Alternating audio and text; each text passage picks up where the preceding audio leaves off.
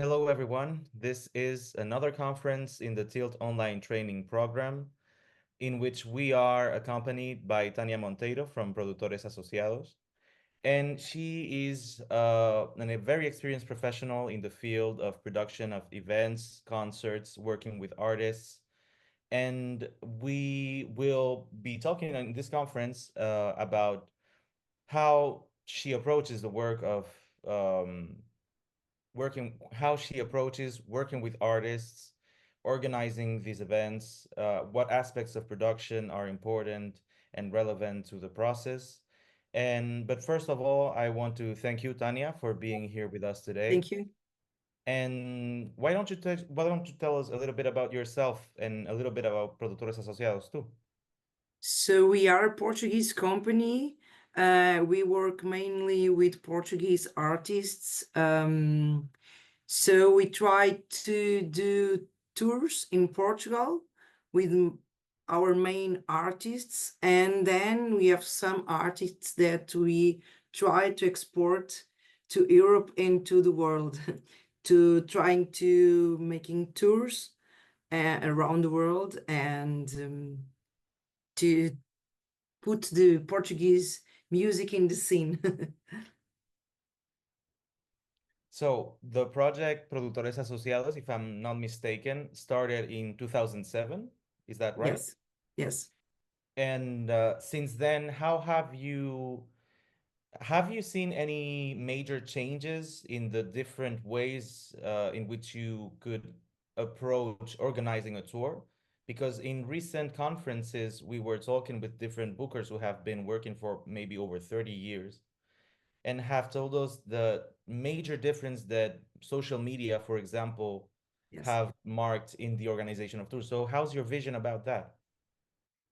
Yesterday I was giving a class and I say to my students that it's changed a lot. In the beginning, you record the EP or LP, and then you have 2 years of tour. Now you have to realize a single each month to can be in the social media, to have views in Spotify, to have listeners in Spotify. You have to work really hard, more hard. You have to spend more money to be on the music scene. I used to say that, yeah, we have a EP, we have 2 years of tour in Portugal, in outside Portugal. Now, if you don't do new stuffs all the time and expose yourself in social media, you don't have concerts. So for me, it's the main difficulty, and I think the people are less open to go to clubs to listen new music. So that's another difficulty. So you need to be an artist to have listeners. So how can you be an artist? It's so you have to work a lot in social to be known, and then you make concerts. But not used to be like this. You start playing in small places, people go to see you there playing, and then you became an artist. Now it's the opposite, so it's tough.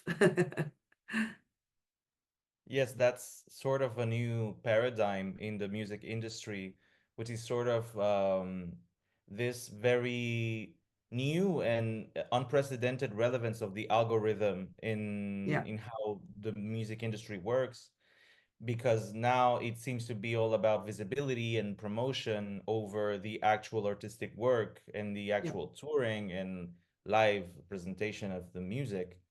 So, how right now do you because I think it's interesting that precisely you said before that you organize tours within Portugal with national artists, but you also try to export Portuguese artists to different regions of the world. So what is your experience in trying how better I will try to ask that in a better way. How do you sell Portuguese artists to international audiences? how do you choose which artists are worth kind of like the shot or the bet of trying to make them tour outside of the country? And also, what countries receive are more likely to receive Portuguese artists in tour and in their clubs and in their theaters? So it's not easy, and now you have opportunity to apply to showcase festivals, and I think that's a good way to get in a country. It's not easy because you have to pay a lot. You have to spend a lot of money to be there. So you have to have a strong career in your country to have a little bit of money to go out of the country to spend that money that you have in your country. I don't know if I can explain, but it's for me it's almost the only way. And people go and start to see your concert and your music, and then you become to to be known outside Portugal. Of course, for us, a really good market it's Spain because it's really close, and it's not easy to go to France because we have Spain in the middle, and Spain it's really big. So we have to fly. We are in the end of Europe. We don't have good trains. We don't have a lot of planes here. It's really tough for us to move from here to other countries. And it's more difficult because we don't listen Spanish music, and Spanish don't listen Portuguese music. So it's I don't know how, but we started to succeed, for example, with Ana Lua Caiano, that it's an artist that I work with. Since the beginning, we decided that Spain we have to get in. So our first tour to show our new album was in Portugal, but we already have a club in Spain. We decided to since the beginning that Spain is for us. So we go there, make an agreement with the club there and with the festival that was invited us to go to play there, and they make publicity communication about the artists in the festival site as well. So we are starting to grow like this, and we decided to invest in PR in Spain since the beginning. So it's step by step with a lot of investment. Every artist want to have a label in Germany or in France, and if you have that lucky, you maybe you can get more in the market. And for example, with Ana Lua, we succeed to have Glitter Beat with us. So we started to develop a career faster than with, for example, Expresso Transatlantic, that it's another artist that I was trying to put them in the market, but it's not easy because they are 5 on stage and it's really expensive to travel. This is another aspect that this very last thing that you just said is another thing that we have talked in previous conferences and that I believe is really important. So, the cost of touring is very expensive, as you say, Yeah, especially traveling. And sometimes even when you are doing international shows, we were talking previously about the case of an artist from Latin America yeah, that did shows in Europe. So it was impossible for them to have her musicians at the shows in Europe just because of how expensive traveling was for the whole group. So they had to look for musicians in the different places where they were gonna play so they yeah, could like hire them on site and having them. So there are a lot of additional costs that have uh, uh, been included and been added to like the process of budgeting a tour or budgeting a show. So I would like to know how sort of if you could describe a little bit step by step, how do you kind of plan a tour, even if it's like a little tour, what are kind of like the expenses that you are previewing? What are the different amounts of they are going to be destined to traveling, to book like booking hotels or booking lodging, etc., etc. How do you approach before starting the tour itself, the Uh, process of so organizing everything? so we try to have, for example, a festival that pay a little bit of a fee and gives you a night, or maybe with that fee you can buy the ticket to get in to the country. Imagine that I have a festival in Germany, so I have already the flights to German covers by the festival, and then I try to arrange clubs around to perform one or two more nights, and then I have to see the distance between the cities, if I can go by train, if I can rent backline, because it's another expense that it's maybe not all the clubs have backline, so maybe you need to support that cost as well, that it's really important.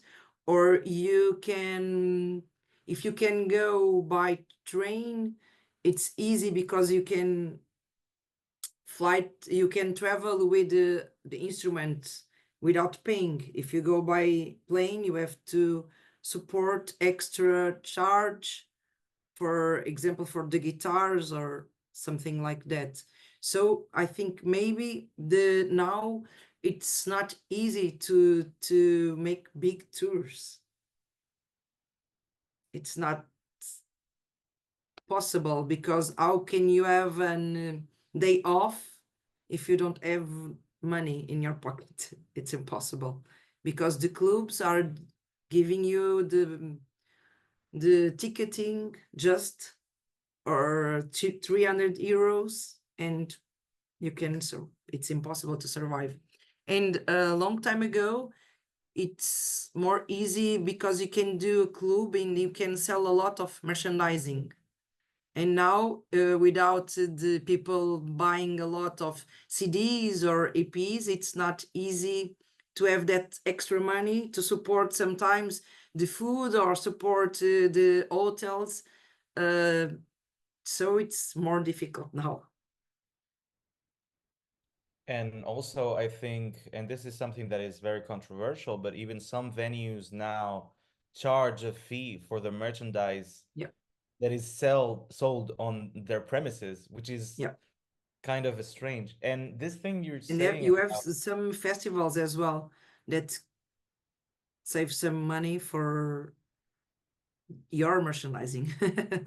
which is surprising at the very end, because the tradition before, the way things were done way before, was like you have the space, you sell the tickets, you sell your merchandise, we sell drinks mostly.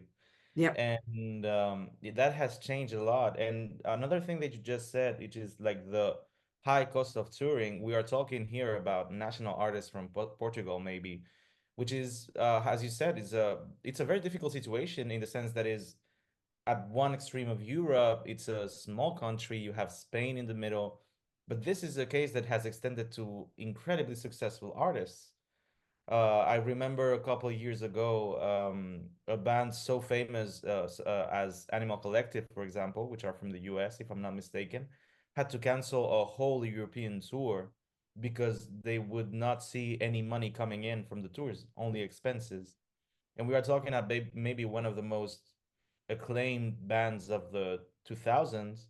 yeah, In the 2020s, they are living through a situation in which they cannot even afford presenting their music live to promote a new record, because it's yeah. such a high expense. The How costs of the costs of the planes, and the hotels and the meals increase a lot. We talk with each other and you see around 30% more. around 30, that's a Yeah, lot. it's a lot. It's a lot. It's It's a a lot. lot. So there have been in the last years so many changes in that are not only affecting the music industry, but the whole economy and the whole way that the world works, to to put it in a sort of wide way. So yeah, the cost of living has has increased incredibly, Oh, and the dynamics of the music industry and how artists achieve audiences have changed incredibly also with the digital age of music. You work obviously with different artists through your company. Do you have sometimes conversations with them about how they see this changes or how they sort of confront these difficulties in trying to make their career grow? yes, of course. Uh, um, Mainly the old artists that we used to work for a lot of time, and that have that experience that it's come on, I have a record, let's tour. Now I was the girl that's saying, oh, we need a single, we need to do a video, we need social media, you need to say hello, I'm Tot Trips and I will perform in Reeperbahn next week. And for old people that at my age, it's so, oh, hello, I'm Tanya, and I have that fights all the time. It's saying that you need social media, you don't like social media, but it's, you need to be there, and you need to realize a new single, and you need a new video. So of course it's tough in this moment to make an artist grow. It's really tough. It's, the people can have easily the access to them, but as you have access to everything, it's almost impossible to choose. No one listen a record from the beginning to the end. Young people listen one or two musics and then go to listen another. When I was young, I saved money to buy a CD, and I put that a lot, a lot, a lot, a lot. And I know all the songs because I just have 3 or 4 each year, because it's expensive and it's presents, and it's special to have a CD to listen. And now you have Spotify or YouTube, and you can change and you are okay. That is true. The way music is consumed, not even like live music, we are talking just about recorded music, has changed so much. And also, not only that, but beforehand, you bought vinyl records, you bought CDs, you were like the owner of that copy, and that meant that you were giving money in a more direct way, either to the label that paid the artist or to the artist itself. And now with the way Spotify and YouTube works and digital royalties work, that amount of money is reduced considerably. Maybe artists who have hundreds of thousands of listens on Spotify every month don't earn enough to make a living, No. which is also a thing that I wanted to ask you maybe your opinion about how do you see any sustainability for music careers for younger artists in the future? How do you see it in the least pessimistic way possible? I still believe or in that, so or I move my life and I did the different stuff. So I think it's possible, and we have good works and good artists that increase in 2 years. They are growing a lot, and it's still possible. It's a mix of things. Sometimes you don't know why you are here, and now you succeed. I used to say that sometimes you have a music and you have a record and you have everything done so perfectly. You have photos, you have videos, you have social media, you have press, but the public don't listen your music. But sometimes you don't do nothing. You just put a music in a YouTube or in Instagram, and then you have a lot of fans. and then you grow a career with one single.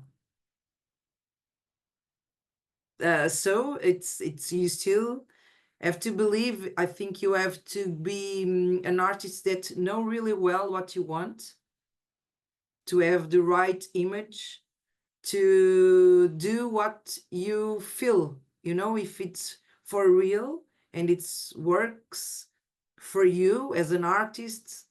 So maybe you can pass the message to the public, to the audience. So I think the truth, it's going to win in the end. So unfortunately, we don't have much more time, but I think we will leave this conference with this message, which I think is the correct message to send because sometimes we get a little bit lost in all these new intricacies of the music industry and all the difficulties that come with it.